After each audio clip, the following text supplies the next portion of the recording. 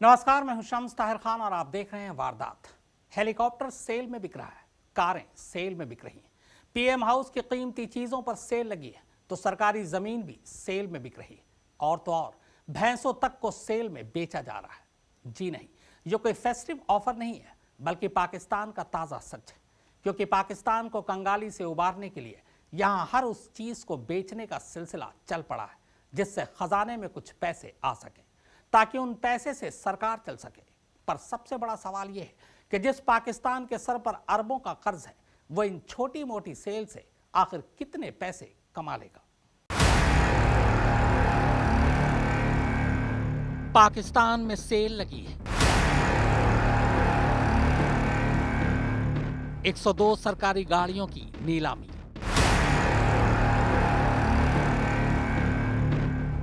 सरकारी भैंसें भी सेल पर।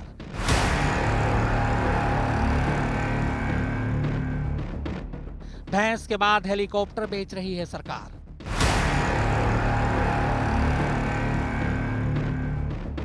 रेलवे की जमीन की भी नीलामी।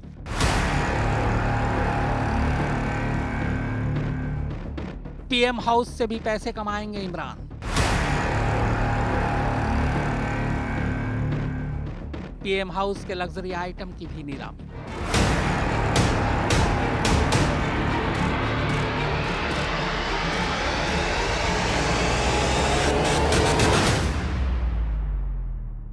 पाकिस्तान अपनी पैदाइश के बाद से अब तक के सबसे बुरे माली दौर से गुजर रहा है। पिछले 70 सालों में पाकिस्तान ने खुशहाली की बजाय पड़ोसी मुल्क हिंदुस्तान को नीचा दिखाने के लिए इतने बम बारूद और आतंक खरीद डाले कि अब मुल्क को पटरी पर वापस लाने के लिए कर्ज भी कम पड़ रहे हैं। लिहाजा कंगाली की दहलीज पार कर चुके पाकिस्तान को बचाने के लिए अब भैंस, कार, चौपर, सरकारी बंगले और यहाँ तक कि सरकारी जमीन भी सेल पर लगानी पड़ रही है।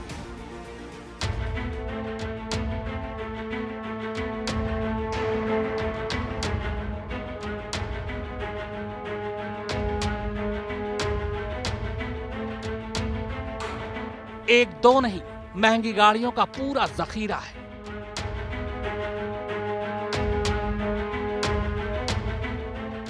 ये वो कारें हैं जिन पर सवार होकर पाकिस्तान के प्रधानमंत्रियों ने ऐश की जिंदगी जी। इन महंगी गाड़ियों के अंदर ही मुल्क की किस्मत लिखने वाले कई फैसले हुए। BMW, मर्सिडीज, लैंड क्रूजर, आप बस नाम लीजिए। कारों के इस अस्तबल में आपको एक से एक कार मिलेगी, वो भी बुलेट प्रूफ, हथियारों से लैस। ये कार नहीं, चलते फिरते टैंक हैं जिन पर न गोलियों का असर होता है न बम का। सब कारें आलीशान। इनमें से तो कई ऐसी हैं जिनका इस्तेमाल तक नहीं हुआ। अंदर का इंटीरियर देखेंगे तो आपको पता चलेगा कि कंगाल पाकिस्तान के हुक्मरानों ने गरीब जनता के पैसे पर कितनी ऐश काटी है। The Prime Minister's back seat, complete with my own recliner, जिसमें मेरी सीट आगे पीछे हो सकती है, रिक्लाइन हो सकती है। मेरा वार्म कॉफी मग, कॉफी चाय गर्म करने के लिए, पानी ठंडा रखने के लिए।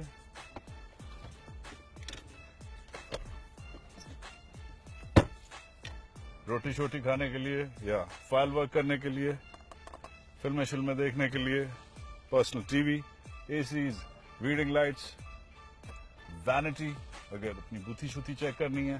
बट वेरी इंपॉर्टेंटली, क्योंकि आपने रियासत को संभालना है,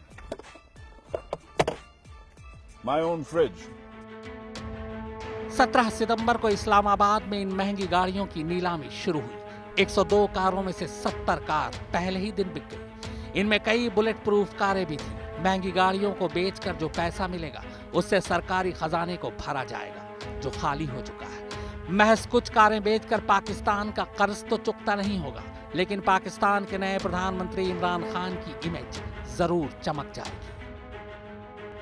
नीलामी में सभी कारों को मार्केट रेट से ज्यादा पर बेचा गया।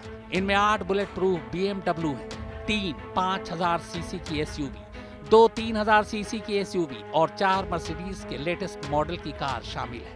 नीलामी के लिए जो 102 महंगी कारें रखी गई हैं, उनमें से 40 टोयोटा कारें, 28 Mercedes, 8 BMW, 5 Mitsubishi, 2 land cruiser, 2 jeep शामिल हैं। कार खरीदने वाले को मौके पर 10% रकम चुकानी पड़ी। नीलामी का आलम यह था कि जिन कारों की बाजार में 22 लाख भी कीमत नहीं थी, उसे 55 लाख तक में बेचा गया।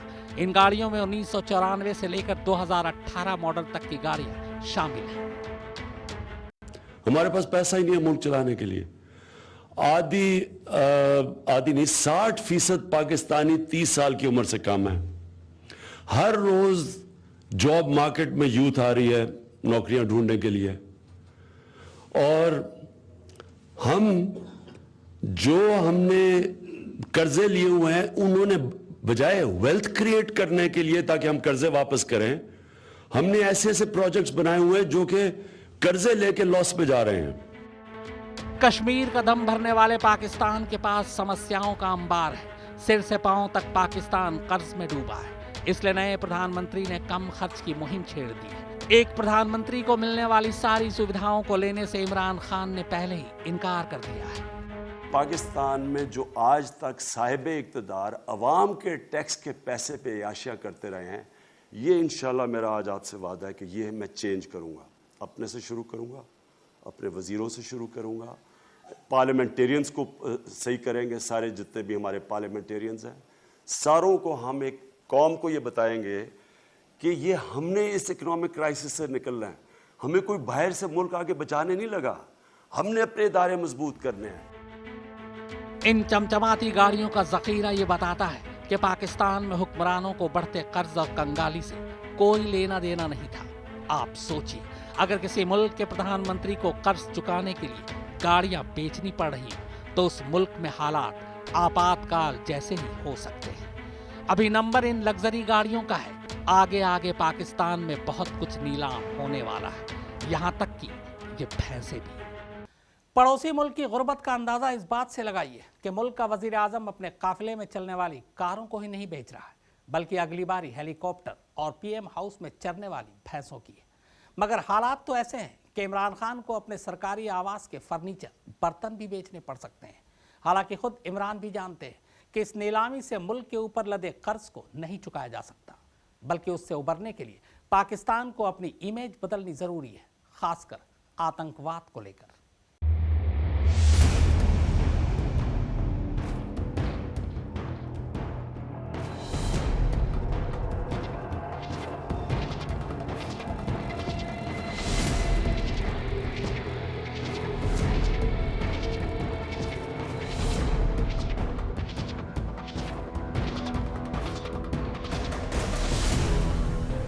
पाकिस्तान की कुल आबादी 21 करोड़ है।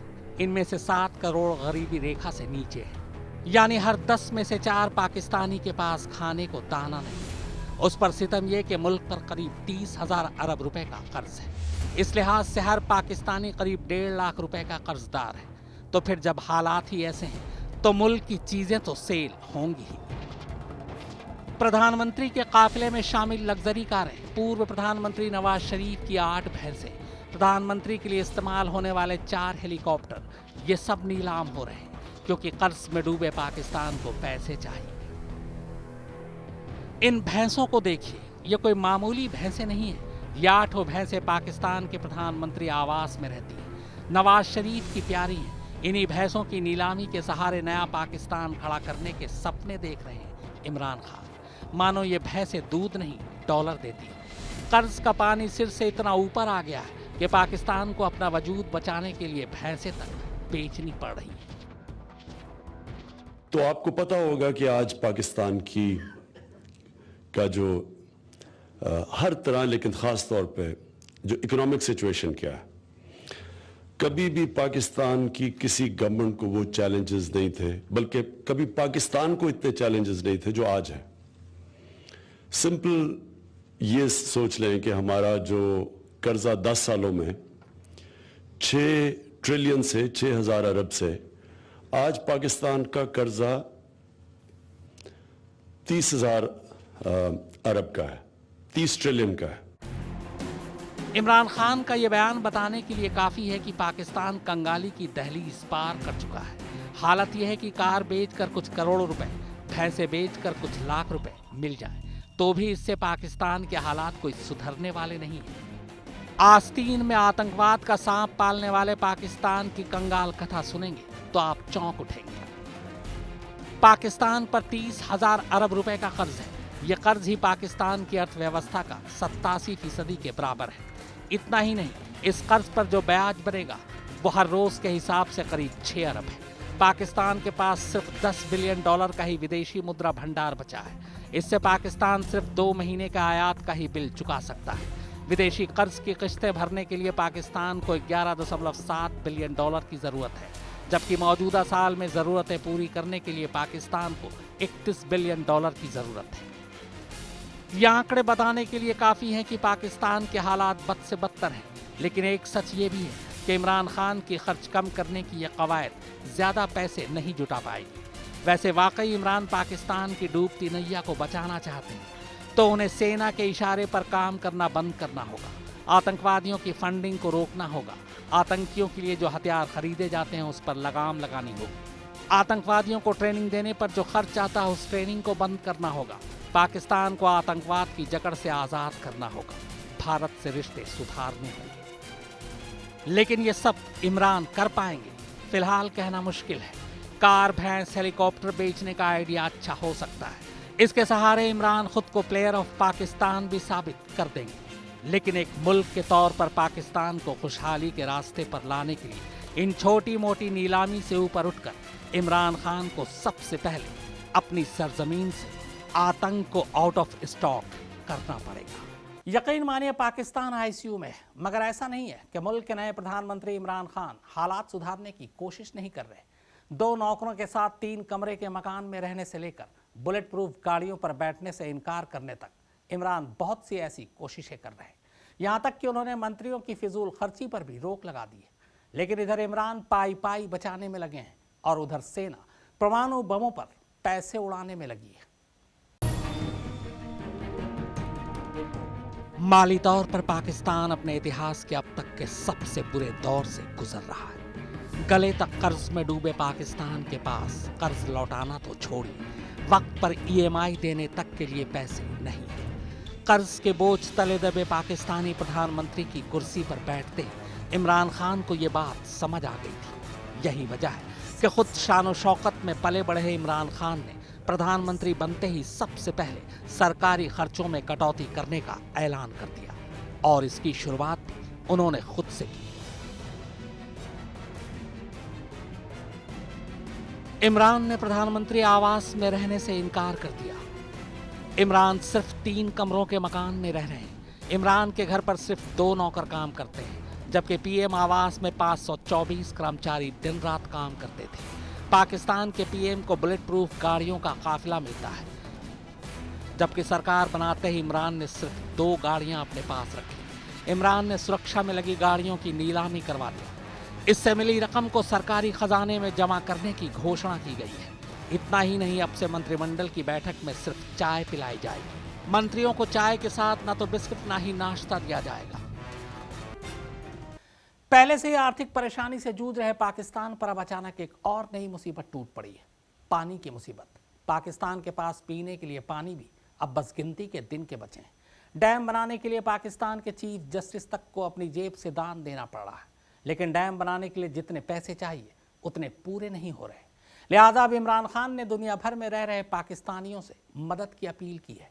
फिलहाल पाकिस्तान में हर शहरी के हिस्से में 1000 क्यूबिक मीटर पानी ही बचा है।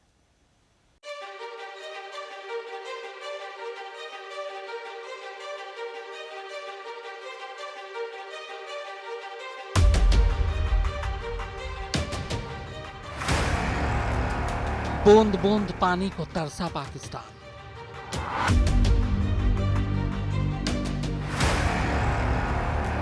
सरकार ने लगाई जनता से मदद की गुहार।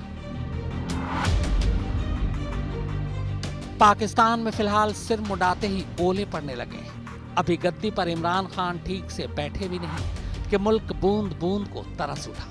आलम यह है कि अब उसके पास पीने के लिए अब महज 30 दिन का पानी ही बचा है।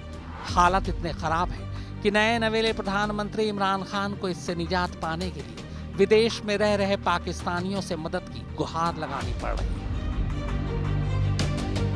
एक डैम बनाना तो अब नागुज़ीर हो गया है। राष्ट्र के नाम अपने संबोधन में पाकिस्तान के प्रधानमंत्री इमरान खान ने पानी की किल्लत के खतरनाक रूप की तस्वीर पेश की है और इससे निजात के लिए उन्होंने बांध बनाने की बात तो कही, मगर साथ ही साथ ये भी बता दिया कि पाकिस्तान के पास फिलहाल बांध बनवाने के लिए फंड नहीं है, लिहाजा देश और विदेश में रहने वाले पाकिस्तानी मदद के लिए आगे आए। तो वारदात में फिलहाल इतना ही, मगर देश और दुनिया के क्राइम की तमाम खबरों के लिए अब आप यूट्यूब पर भी जाकर देख सकते हैं हमारा यूट्यूब चैनल क्राइम तक। तो बस यूट्यूब पर जाएं और क्राइम तक को सब्सक्राइब करें और बेल आइकन को प्रेस करना ना भूलें। तो फिलहाल हमें दीजिए इजाजत।